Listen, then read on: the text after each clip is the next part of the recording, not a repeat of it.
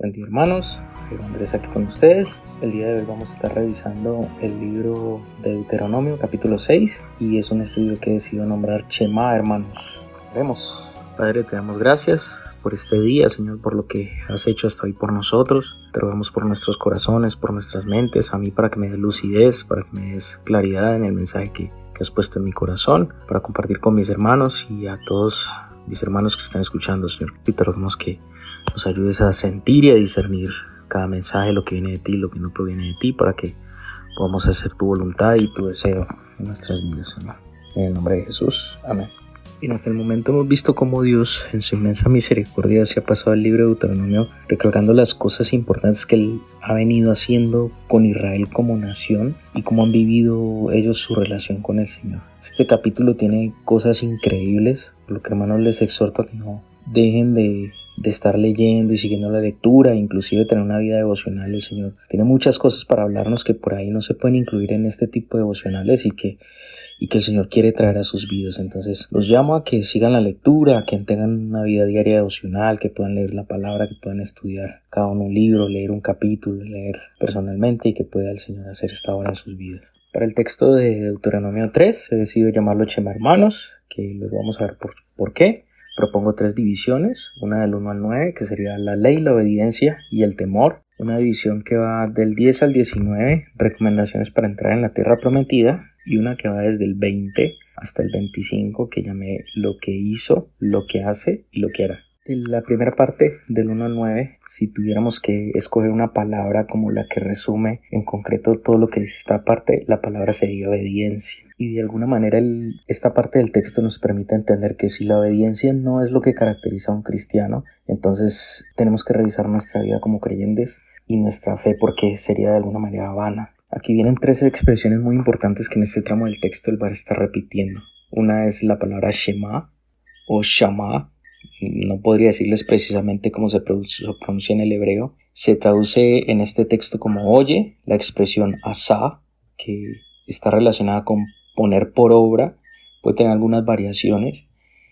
Y la palabra yare, que en este contexto está traducida como temor, pero que está relacionada también con la autoridad, con la dignidad, con el reconocimiento, el poder o la reverencia y el respeto que se le debe a la persona a la que se teme o a la persona que está por autoridad sobre nosotros. Si tuviera que resumir la primera parte del texto, en otras palabras lo pondría así: que si de verdad los israelitas le temen, o sea, tienen ese respeto y de verdad tienen en el lugar indicado, con la dignidad correcta, a Dios, el único resultado posible de ese respeto, de ese temor, es la obediencia. Hermanos, si en este sentido, si somos honestos con nosotros mismos y delante del Señor, nosotros estamos lejos de ser perfectos. No hacemos lo que el Señor quiere siempre y puede que nuestras vidas reflejen las virtudes que Dios nos ha dado, pero por lo menos en mi caso, yo también desobedezco y el texto me deja ver que cada que desobedezco, lo que realmente está pasando en mi corazón es que Dios no tiene el lugar que debe tener. Decimos que amamos al Señor, pero no todo el tiempo hacemos las cosas que nos pide o que nos da como ordenanzas. Hay cosas que guardamos en nuestros corazones para nosotros mismos, situaciones que por orgullo escogemos no hacerlas, por no reconocer de pronto darle la razón a alguien, o que por nuestra propia concupiscencia estamos yéndonos detrás de una situación que no está favoreciendo nuestra vida espiritual. Y el texto básicamente nos está diciendo, en palabras muy parcas, que el único resultado posible de realmente temerle al Señor, de reconocerlo, de respetarlo y darle la dignidad que realmente Él tiene y de la que a veces decimos que tiene nuestras vidas, es la obediencia. Después de entender esto, o por lo menos lo que pone el Señor en mi corazón, me hace triste pensar que no soy digno de decirle a Dios Señor, pero también me hace recordar que aquel que nunca fue menos de la medida, ese mismo escogió morir para cogerme en el grupo de los justificados y llevarme a la fe y a la salvación. Hermanos, nuestra vida, si honramos al Señor, no solo de boca, sino también de obras, debe reflejar la obediencia al Señor. Y en aquellos momentos desafortunados donde nuestra obediencia no refleja el respeto que tenemos o que deberíamos tener al Señor, pues tenemos a Cristo que murió por nosotros para que pudiéramos ser justificados. hay algo que no puedo dejar de mencionar y es que esta parte del texto que está en el 4, del 4 al 9, es lo que se conoce como la Shema o la Shama de Israel. Inicialmente se tomaba solamente el 4, luego se extendió hasta el 9. Luego a esta oración se le agregarán partes del capítulo 11 del mismo libro, y en el capítulo 13 de Éxodo se le agregaron otras 2 partes de este capítulo. La frase del verso 4 que dice Jehová es lo que conocemos como el tetragramatos, y es una palabra que se escribe en plural en hebreo, o se usa el plural del hebreo, y la expresión que sigue luego de esta palabra es uno es, que la palabra es echad, y se puede entender como único, como reunir, lo que le da forma a la idea de que Dios es uno solo, pero más de uno al mismo tiempo, y que no me voy a entrar a discutir en este momento porque no hay tiempo, pero es una de las joyas que uno puede encontrarse en este texto, como les decía al inicio.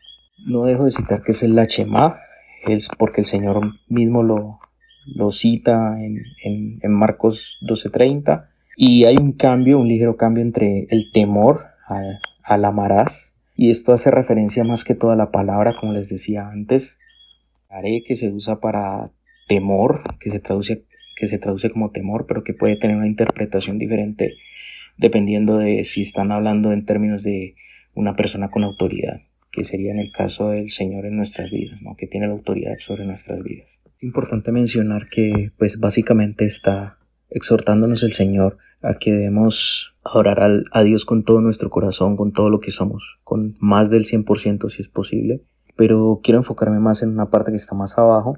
Se menciona que ellos debían cargar estos textos en su brazo y ponerlo entre sus ojos y escribirlos en los dinteles de las puertas. Algunos de los estudiosos creían que esto era una costumbre más de la cultura egipcia, pero que era una práctica que para recordar o para traer a memoria los textos bíblicos estaba sugiriendo Moisés que lo hicieran los israelitas. Qué chévere que nosotros podamos tomar conductas de pronto que se usen en el mundo para que terminen fortaleciendo nuestra vida de obediencia al Señor, ¿no? Estos días Sebastián habla de cómo él usa una manilla y tiene la manilla en su muñeca que le recuerda todo el tiempo que debe evangelizar, y cada que evangeliza a alguien o que le comparte a alguien, él le entrega la manilla y así sabe que como que hizo la tarea.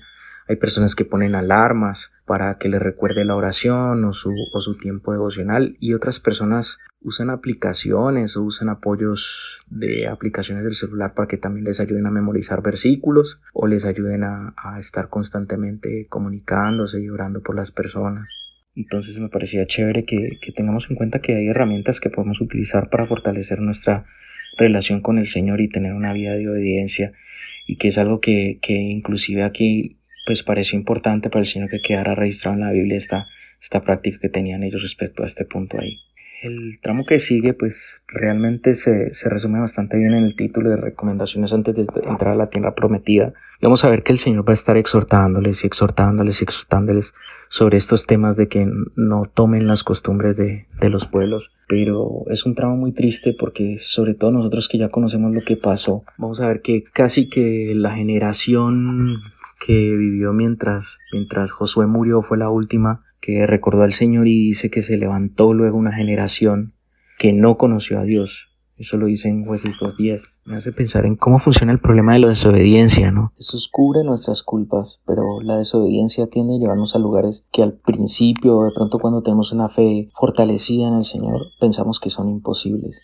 Es triste ponerme a pensar en esto, pero en mi vida como creyente he visto gente fortalecida en Cristo, entregada al Señor, siendo usada por Él, que ahora ni siquiera nos contestan una llamada porque sienten que lo que va a caer sobre ellos es juicio, y por ahí reconocen quién es el Señor, pero no lo hacen parte de sus vidas, se alejan en torno a adicciones o en torno a desobediencia. Pasa lo que pasó aquí con Israel. La desobediencia llevó a Israel a borrar totalmente a Dios de la memoria colectiva de la nación, y los va a ir alejando y los va a ir alejando hasta que tengan que sufrir las consecuencias de esa desobediencia. La situación es que no debemos dejar que la desobediencia nos aleje del Señor.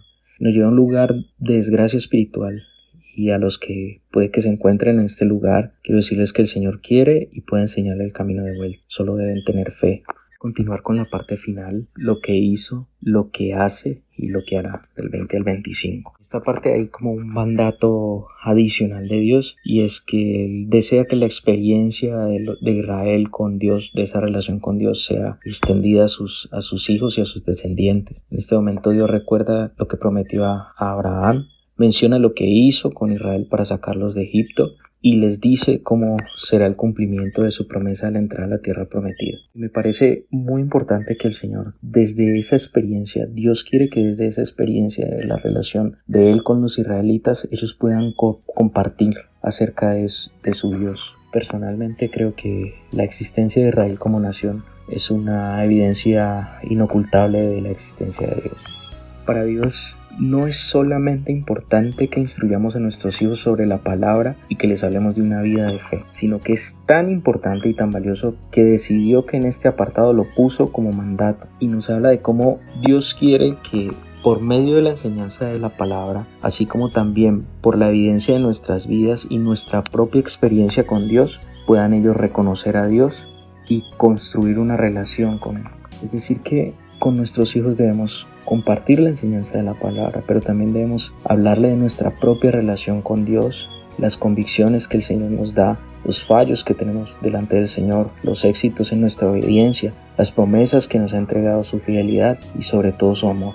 Enseñarles a nuestros hijos que Dios es un Dios cercano, que cuando más lejos estábamos de Él, Él entregó todo de sí para acercarse a nosotros. Israel puede ser la evidencia de fe para la historia de la humanidad. Oremos para que nuestra historia de fe sirva a nuestros hijos como evidencia del Señor y de cómo deben tener una relación con Él. Que el Señor nos dé la lucidez y la claridad para que nuestras enseñanzas a nuestros hijos de la palabra y las oraciones puedan ser parte de la propia historia de fe de ellos. Ellos puedan ver que Dios no es solo el Dios de Israel, no es solo mi Dios y tu Dios, sino que es el Dios de ellos también, y que puedan vivir con un Dios cercano y que puedan ver eso desde nuestras vidas y desde lo que nosotros mismos compartimos de la obra de Dios en nuestras vidas con ellos. Hermanos, les deseo un feliz resto de día y espero que el Señor use estas palabras para acercarlos más a Él, para animarlos, para exhortarlos y para que nos ayude a todos a ser cada día más parecidos a Jesús.